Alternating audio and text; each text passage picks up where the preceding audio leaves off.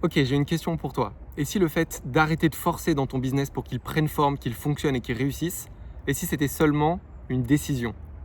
Si c'était juste une décision de ta part, juste un lâcher-prise, juste une envie.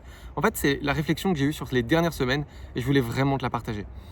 Il y a quelques semaines, j'avais déjà sorti une vidéo sur cette idée qui est que tu dois mettre le moins d'efforts possible quand tu fais du marketing. Pourquoi? Parce que le marketing, c'est un enjeu de volume. Tu ne sais pas à l'avance ce qui va marcher. Ton objectif, c'est de faire le plus de tests possible et de laisser leur chance à chaque test. C'est comme quand tu veux faire de la publicité, au lieu de faire 5 publicités et espérer que ces publicités fonctionnent et tu vas passer, je sais pas, 10 heures sur chaque publicité, ce qui fait s'il te faut 50 heures pour sortir 5 publicités, l'enjeu, c'est en 1 heure de sortir 150 publicités et de laisser le volume décider de ce qui marche. Et quand tu as quelque chose qui marche, là, tu peux décider d'y mettre plus d'énergie, plus d'attention, plus de qualité. Eh bien, ce que j'aimerais te partager aujourd'hui, c'est une réflexion que je me suis faite qui a drastiquement changé ces 30 derniers jours pour moi. C'est une décision que j'ai prise début juillet. Là, on est début août au moment où je tourne cette vidéo. Et ça a vraiment changé la donne pour moi. C'est d'appliquer ça à l'ensemble de mon business. D'arrêter de forcer, mais non pas uniquement dans le marketing. Donc, il y avait cette idée de dire, moins je fais d'efforts dans mon marketing, moins du coup, j'ai d'attente à ce que ça marche ou ce que ça marche pas. Et plus je suis prêt à refaire des essais quand ça ne fonctionne pas. Et en fait, je me suis dit, pourquoi est-ce que j'extrapole pas ça à mon business model, à mes relations, à mes clients? Et en réalité, ça s'extrapole de la même manière. Plutôt que d'essayer de forcer pour qu'un client fonctionne, tu vois, par exemple, en tant que consultant marketing, au lieu de prendre un client et de m'acharner dessus pour essayer de lui faire gagner de l'argent, c'est-à-dire de mettre toute mon énergie, toute mon âme pour que ça prenne, alors que des fois, ça ne va pas prendre. Et ça ne va pas prendre pour plusieurs raisons. Ça peut ne pas prendre parce que peut-être que je ne suis pas assez bon sur cette niche-là. Ça peut ne pas prendre parce que peut-être que le dirigeant de l'entreprise n'est pas prêt à faire les efforts, n'a pas envie que ça aille aussi vite que j'ai envie. Peut-être qu'il a trop à perdre à ce que ça fonctionne. Peut-être que ce n'est pas encore le bon moment. Peut-être qu'on a la bonne idée, mais que ce n'est pas le bon timing pour la lancer. Et du coup, de vouloir absolument forcer pour que ça marche, ça m'épuise. Mais en plus, ça me prive de quoi?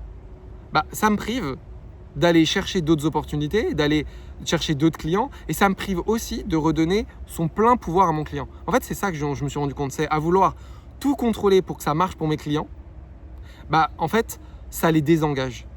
Alors que de prendre un peu du recul, du lâcher prise, de dire ok, voici ce que je dois faire pour le client pour que ça fonctionne. Si ça ne marche pas, c'est pas grave, c'est un test, c'est un apprentissage. Si cette relation doit s'arrêter, c'est-à-dire que si le client ne veut plus travailler avec moi, c'est ok, ça laissera de la place pour un autre client. Plutôt que de forcer, garder le client, être épuisé, moins bien délivré sur l'ensemble de mes autres clients, perdre des nouvelles opportunités, perdre aussi la possibilité à mon client, lui, d'aller trouver ses ressources internes pour aller trouver des solutions. Et en fait, c'est un cercle vicieux qui ne fonctionne pas bien. Ce que je t'invite à travers ça, c'est de réfléchir sur comment est-ce que ça pourrait changer ton business dans les prochaines semaines, prochains mois, si tu décides de lâcher prise et de dire ok, j'arrête de forcer.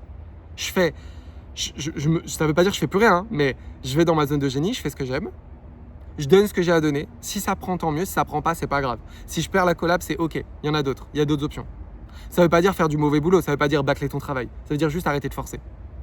Arrêter de faire plus que ce que tu avais promis au début par peur que ça marche pas comme tu voulais. En tout cas, moi, depuis que je fais ça, déjà, je dors mieux, je suis plus en forme, j'apprécie mieux la vie, j'ai des meilleures idées. Comme par hasard, sur mes clients, ils retrouvent des ressources internes et mes clients s'engagent plus. Comme par hasard, on a des meilleurs résultats, alors que je donne moins, mais on a des meilleurs résultats. Parce que je donne moins, mais je donne mieux aussi.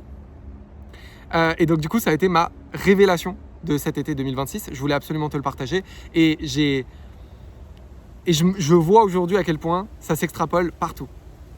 Dans ta famille, dans ton couple, dans tes relations amicales, dans ton travail. À quel point arrêter de forcer permet de créer un équilibre beaucoup plus juste. Voilà, je voulais te partager ça. Dis-moi si ça résonne pour toi, dis-moi si ça t'a plu, dis-moi si c'est quelque chose que tu vas essayer de mettre en place. On en discute en commentaire de cette vidéo avec plaisir. Puis si tu veux me contacter pour qu'on échange sur le business, le marketing, trouver ta place peut-être là où tu en es en ce moment, tes questions autour de ça, envoie-moi un message, je te répondrai avec plaisir.